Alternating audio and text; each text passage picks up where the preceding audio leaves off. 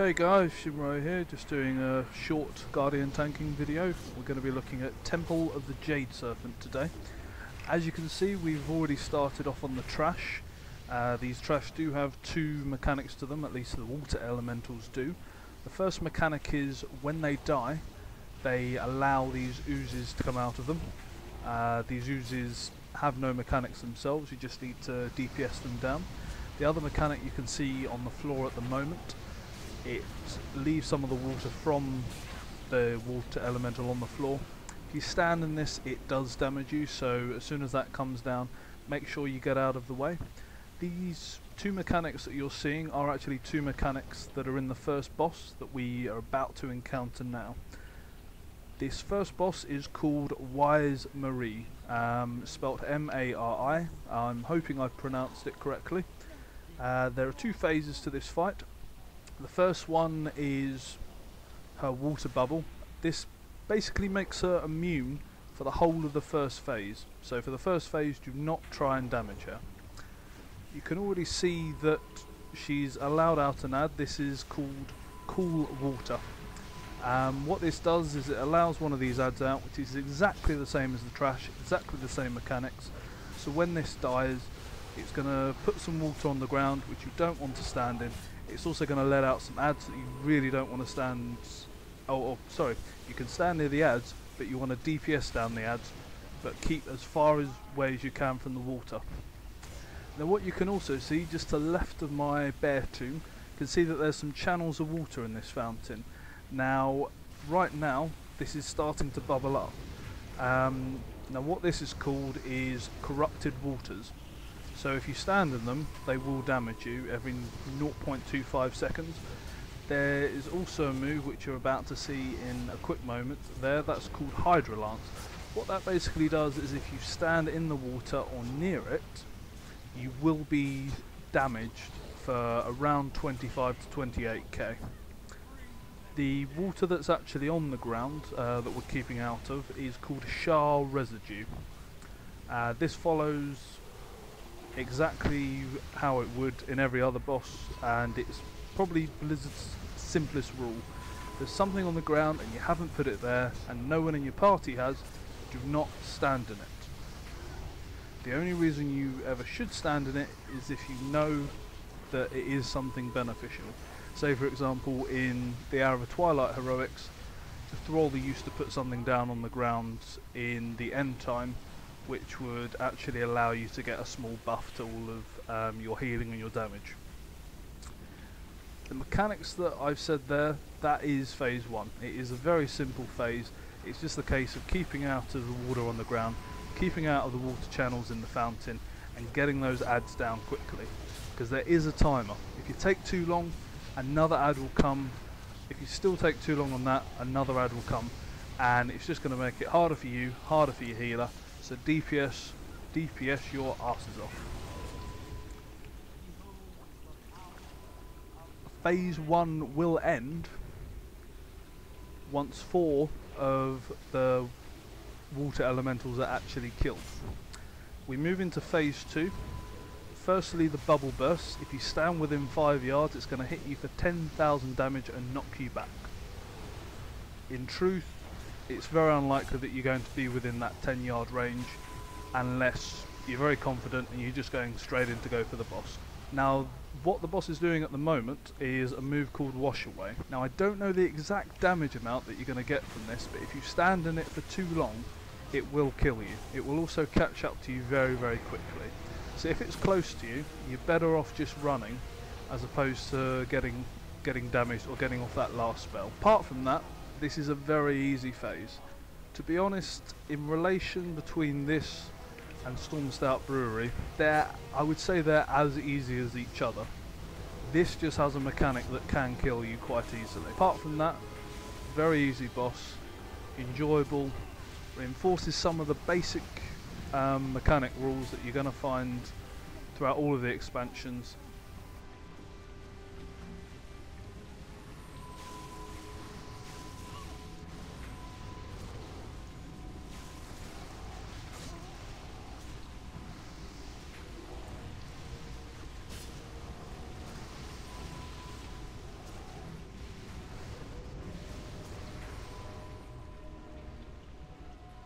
So now we've killed the first boss. The whole point of this whole instance is based around the Sha and the way that they corrupt their victims and almost make them do evil deeds. Now in the case of Wise Mary, or Marie, she was corrupted by the Sha to use her water abilities and her abilities to take over the water.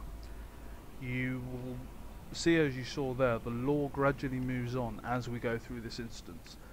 Personally, I love the lore of this place. I haven't yet done the leveling in the zone surrounding it, so I'm still waiting to finding out a little bit more about the lore of the area itself, but so far from what I've seen of the MOP lore, especially to do with the Sha, I'm really liking it, especially in relation to their power works around the negative emotions of others.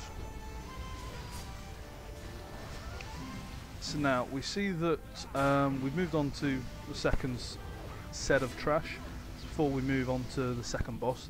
Now there isn't actually anything on these trash that is particularly noticeable or prominent. There isn't anything that's going to be any different from just a normal enemy hitting you.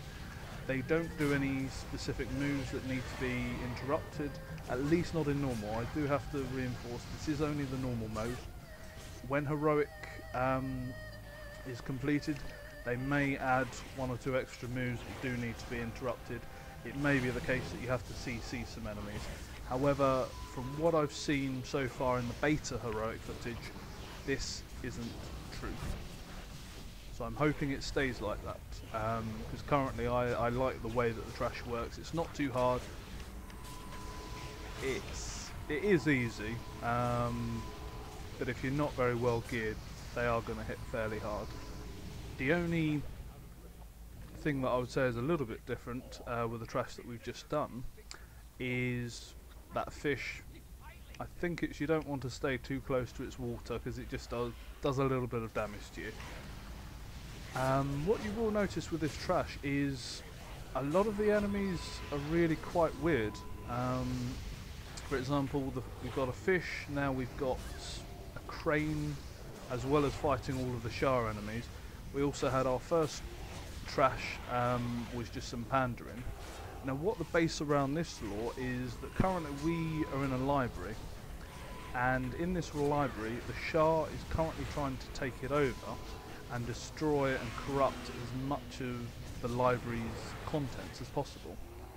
You will see in the next boss how this actually comes about, but for the moment, while the Sha has corrupted the characters from each of the story, they have become our enemies, so therefore that's why they've become the trash in this.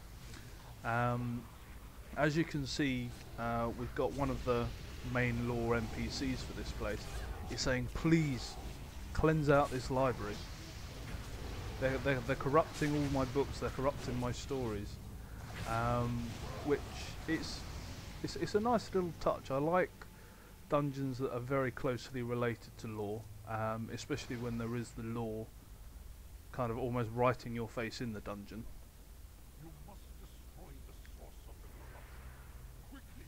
So at this point here, we're just quickly killing the corrupted scroll.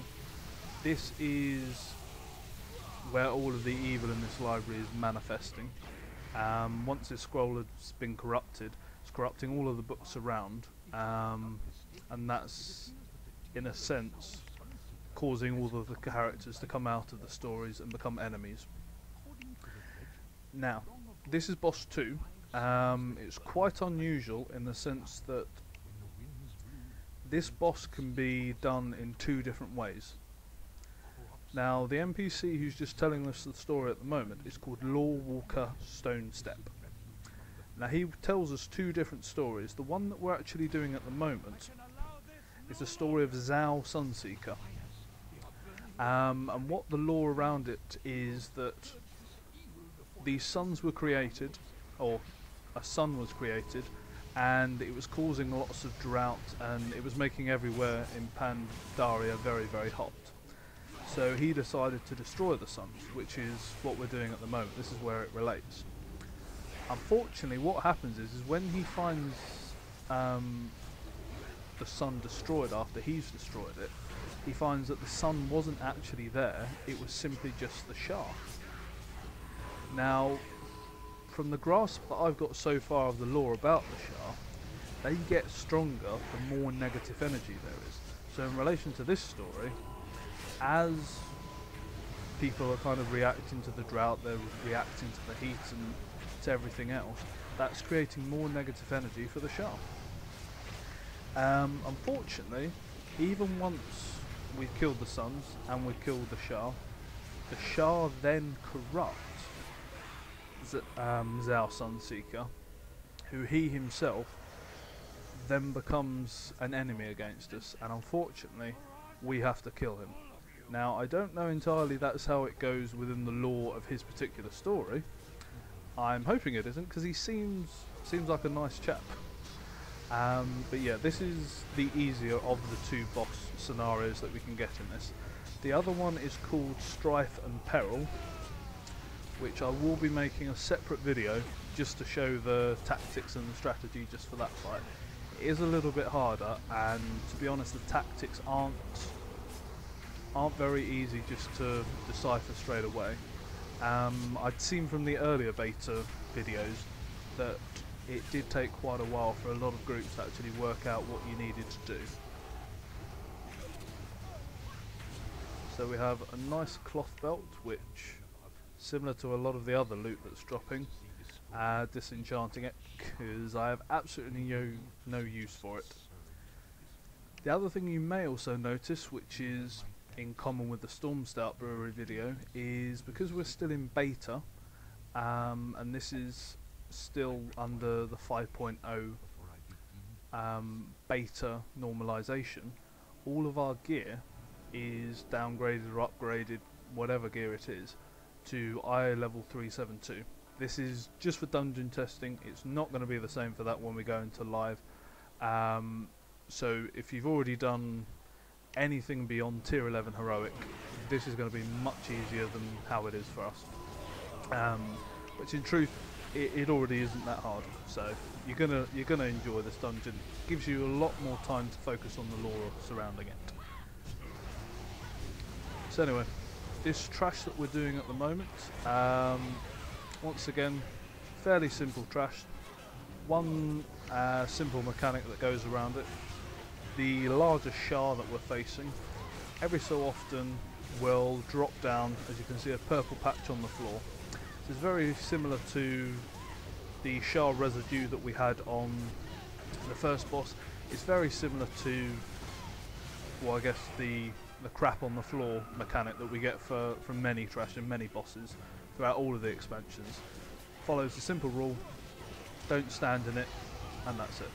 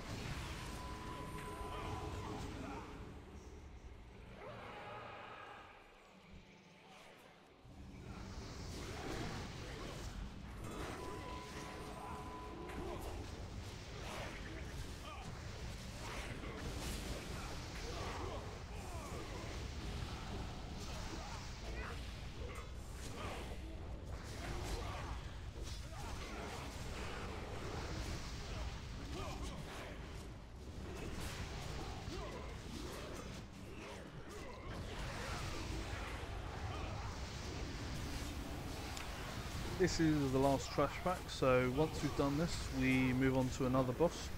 The next boss is called Liu Flameheart. Now, the lore based around her is that she is trying to get the power from the Jade Serpent. Unfortunately, she is also corrupted by the Sha, so in truth, she is actually quite a nice person, I'd imagine.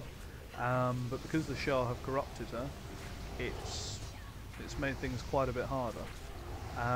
First mechanic we can see in phase 1 is that she will send out fires from where she's standing in 4 diagonal directions. All you need to do is keep out of the way of these. It's not particularly hard mechanic to avoid, but if you are a healer, if you're a caster, you may find yourself quite close to where they are, so you just got to be a little bit careful, possibly stacking a little bit closer to the middle. I personally found stacking just makes it a little bit easier a fight. The other thing that you can also see is there are some green circles on the ground. When these green circles are on the ground, follows the same mechanic of anything on the ground. Do not stand in it unless your group makes it. In this case, it doesn't do a huge amount of damage, but it's still not something that you want to stay in for too long. Now, one thing that I'm not entirely aware of is, you may have seen there's 1 or 2 of the circles that have gone over the top of each other, whether those actually stack damage against you. I would assume that they probably do, which makes it even more of a big reason not to stand in them or near them. Now, at 30% on this boss, we hit him phase 2, and we now fight the Jade Serpent. The only move slash mechanic that this dragon actually has is Jade Fire, and all it does is just put a pool of green underneath the player that it's aimed at, and just follows the same mechanic as phase 1.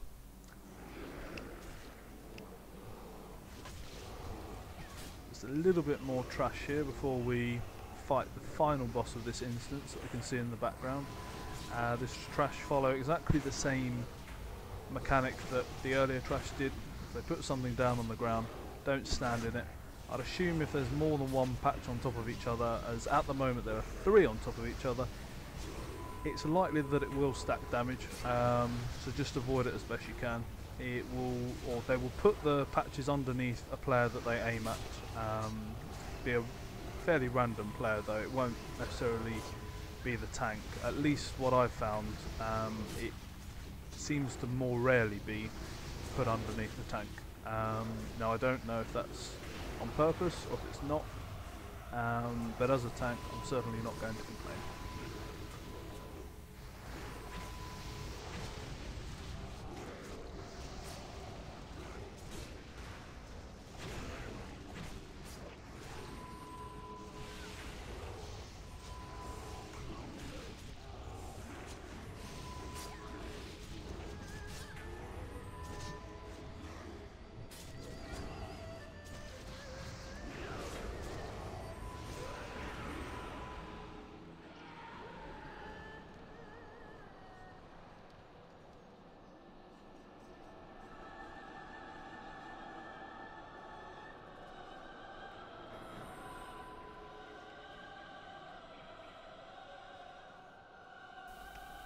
So now that trash is done, we move on to the final boss of the instance. This boss is the Sha of Doubt. Now you're going to find that there is going to almost look like there's something missing in the next couple of minutes of this video. And what that is we did 1 attempt of this boss. We actually wiped doing it the first time. 1 or 2 players in the group weren't entirely sure of the tactics. So that wipe has been removed from the video, and you will see our successful attempt. Now, there are quite a few mechanics on this boss. The first one is with a will. Now, this is when the Sha of Doubt will place a spell on 2 players. This will do a single amount of 25,000 damage to 2 players. In Heroic, at the moment, it is 50,000 damage. The second mechanic that the Sha will do is Touch of Nothingness. Now what this does is it will put a debuff, a magical effect debuff, on 2 players that will do 20,000 damage every 2 seconds, or on Heroic still every 2 seconds, but 30k damage. This is a spell that we have found to be dispellable. It's something that your healer or someone in your group is going to need to take off the players very, very quickly. Otherwise, you're going to die very, very quickly. That was our biggest problem when we did it in our first attempt, and subsequently caused our wipe. Now, what you also would have seen, there is a second phase within this fight, where what happens in the second phase is each of the players gets an ad to them. It's linked to them, and the ad sucks energy from the player. Now, it doesn't actually do damage when it's sucking out the energy. The ads just do general melee damage against you. What the mechanic is for these ads is that each of them have an energy bar. Now, when this energy bar reaches full, it will explode. This will cause 25,000 damage, or on heroic 75,000 damage, and it will heal the boss, so the Sha of Doubt, by 10% of its total health. Now, the problem with this is, depending on how your group's made up, is whether you single target these down or whether you will AoE these down. Now, what we did in this attempt was we all stacked up, everyone did AoE apart from the mage. I'm assuming the mage was arcane, which is why they said that their AoE wasn't very good. If they were fire, I'd assume they would have been fine. But it is, it's certainly a mechanic that can kill you. The mechanic itself is called Figments of Doubt.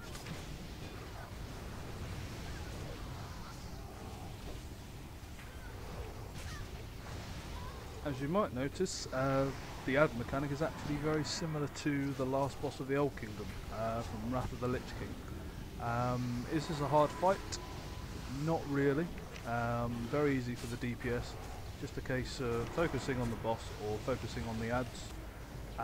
You will need to help out the healer on their ad, just because, as said before, there is a mechanic that if it gets up to 100, can hurt a hell of a lot. When we get into heroic, it is going to be fairly deadly, and if it's doing 75k to everyone, that could mean the death of your group. Anyway, that was the Sha of Doubt, and that was the final boss of the second entry level dungeon of Mist of Pandaria, Temple of the Jade Serpent. I'd like to thank you very much for watching. I hope you've enjoyed this video, and please like or subscribe.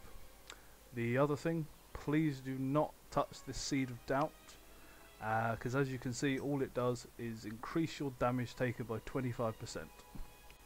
Anyway, have a good evening, and see you next time.